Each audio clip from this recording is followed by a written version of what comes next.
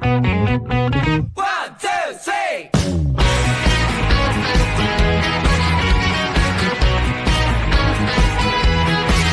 최근 롯데자이언츠의 상황을 보면 깊은 한숨이 절로 나옵니다. 후반기가 시작되자 그동안 잘 나가던 타선이 점차 힘을 잃기 시작했습니다. 특히 반즈가 새로 마운드에 투입되어 훌륭한 투구를 선보였음에도 불구하고 믿을 만한 다른 투수가 부족한 상황입니다. 선발진의 붕괴는 불펜에도 악영향을 미쳐 전체적으로 힘을 쓰지 못하는 모습이 역력합니다. 김태형 감독은 여러 대책을 마련하고 있지만 현재 상황이 쉽지 않습니다. 김원중은 최근 2연속 9원패를 기록했으나 35경기에서 16세이브와 평균 자책점 2.84를 유지하며 여전히 믿음직한 모습을 보이고 있습니다. 이에 김태형 감독은 강속구 파이어볼러 이민석을 다시 선발로 기용하는 승부수를 던졌습니다. 이제 롯데의 현재 상황과 김태형 감독의 새로운 대안을 자세히 살펴보겠습니다. 구독과 좋아요도 눌러주시고 롯데를 응원해주세요. 6월에 모든 구단 중 팀 타율 3할 1푼 1리로 1위를 기록한 롯데자이언츠의 타선은 7월 이후 갑자기 식어버렸습니다. 지난달 타자들의 타격 사이클이 동반 상승했지만 그 기세가 계속될 것이라 기대하기는 어려웠습니다. 특히 치열한 승부를 펼친 LG 트윈스와의 경기에서도 타선은 무기력했습니다. 23일 경기에서 선발 투수 에런 윌커슨이 7이닝 1실점으로 호투를 펼쳤지만 타선의 도움을 받지 못하고 롯데는 패배했습니다.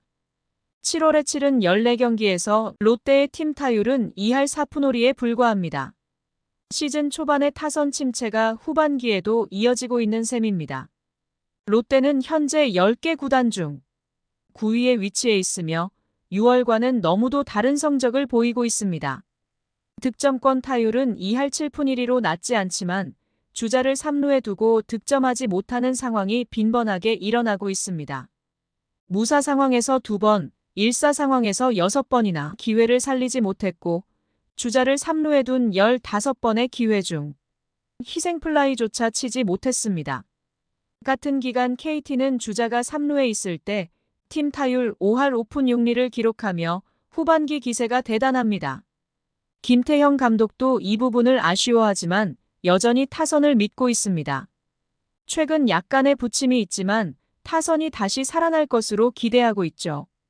롯데의 주요 문제는 타선보다도 선발진에 있다고 김태형 감독은 판단하고 있습니다. 결국 그는 다시 이민석 카드를 꺼내들었습니다. 이민석은 2022년 신인 드래프트에서 롯데의 1차 지명을 받았고 데뷔 첫 시즌에 27경기에 출전해 1승 1패 5홀드 평균 자책점 5.88을 기록하며 경험을 쌓았습니다. 이듬해 불펜 투수로 시즌을 준비했으나 개막전에서 부상을 당해 토미존 수술과 팔꿈치 뼈 조각 제거 수술을 받으며 시즌을 날렸습니다. 긴 재활 끝에 올해 다시 마운드에 복귀한 이민석은 2군에서 시즌을 시작했습니다. 오랜만에 마운드에 섰던 탓에 다소 고전했지만 선발로 보직을 변경한 뒤 투구 내용이 급격히 좋아졌습니다. 이에 김태형 감독은 이민석에게 1군 선발 기회를 제공했고 5월 19일 두산 베어스를 상대로 시즌 첫 등판에서 최고 154km의 빠른 공을 뿌리며 3.1이닝 2실점으로 인상적인 투구를 펼쳤습니다. 핵심 선발 자원들이 연쇄적으로 이탈한 상황에서 이민석의 투구는 한 줄기 빛과 같았습니다. 6월 1일 NC 다이노스와의 두 번째 등판에서도 5이닝 동안 4피안타 1실점으로 역투했죠. 하지만 7일 SSG 랜더스전에서 1.1이닝 동안 5개의 볼넷을 내주며 3실점을 기록하고 14일 LG 트윈스전에서도 2.1이닝 6볼넷 4실점으로 무너져 결국 선발 로테이션을 지키지 못하고 불펜으로 보직을 변경했습니다. 150km를 넘는 강속구를 보유한 이민석은 불펜에서도 도움이 될 것 같았지만 오히려 불펜으로 이동한 뒤 더 부진했습니다. 올 시즌 불펜에서 이민석의 성적은 8경기에서 1패 1홀드 평균 자책점 7.50으로 좋지 않았습니다. 최근 기회를 받은 이인복이 부진하자 김태형 감독은 다시 한번 이민석에게 기회를 주기로 했습니다. 김태형 감독은 선택의 여지가 별로 없는 상황입니다. 반즈와 윌커슨의 확실한 선발진, 약간의 기복이 있지만 버릴 수 없는 박세웅, 평균 자책점 4.14를 기록하며 가능성을 보이는 김진욱으로 점차 안정을 찾아가고 있지만 5선발 자리는 여전히 불안 요소입니다. 시즌 초부터 여러 투수를 투입하며 대안을 찾아가고 있지만 마땅히 쓸만한 선수가 없는 실정입니다. 24일 경기가 취소되기 전 김태형 감독은 이민석은 금요일 선발로 들어간다고 밝히며 이인복을 내리고 이민석을 중용할 뜻을 내비쳤습니다. 24일 경기가 취소되면서 이민석이 등판하지 않아도 되는 상황이 만들어졌지만 김태형 감독은 여전히 5선발로서 이민석을 테스트할 계획입니다.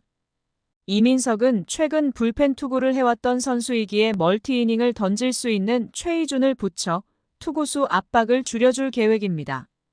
이민석이 마운드에서 경쟁력을 보여주기를 바라는 롯데 입장에서는 이민석이 5선발 역할을 해준다면 베테랑 김상수가 돌아오기 전까지 한현희를 불펜 투수로 기용할 수 있습니다. 이민석이 5이닝을 3실점으로 막아낼 수 있다면 최희준 또한 불펜에서 롱맨 역할을 소화할 수 있습니다. 이민석만 잘 적응해준다면 롯데의 투수 운용에 여유가 생길 것입니다. 이민석은 직구와 슬라이더 위주로 피칭하는 투피치 유형의 선수입니다. 가끔 체인지업과 커브도 구사합니다. 개성고 시절 스태미너가 약점으로 평가받았지만 프로에 입단한 뒤 크게 발전해 선발 로테이션을 문제없이 소화할 수 있는 체력을 길렀습니다. 그러나 변화구의 제구를 발전시켜야 합니다. 직구와 슬라이더만으로는 유지가 어렵기 때문에 자신의 무기를 장착하고 제구에 신경 써야 합니다. 기존 약점으로 꼽히는 제구가 일정하지 않은 것이 문제입니다. 제구가 좋지 못한 날에는 투구수가 많아지고 패스트볼도 쉽게 맞는 경향이 있습니다. 결국 피하는 피칭보다는 변화구로 정면 승부하는 것이 유리합니다.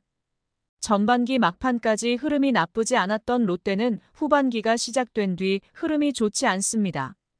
포스트 시즌 진출 가능성이 점점 희미해지고 있지만 아직 포기할 단계는 아닙니다. 타선이 살아나고 확실한 외인 투수가 존재하는 롯데에서 이민석이 최근 잠재력을 폭발시키고 있는 김진욱처럼 다시 선발해서 기회를 살린다면 롯데의 반전을 기대할 수 있을 것입니다. 시청해주셔서 감사합니다. 지금 구독을 누르시면 행운이 찾아옵니다.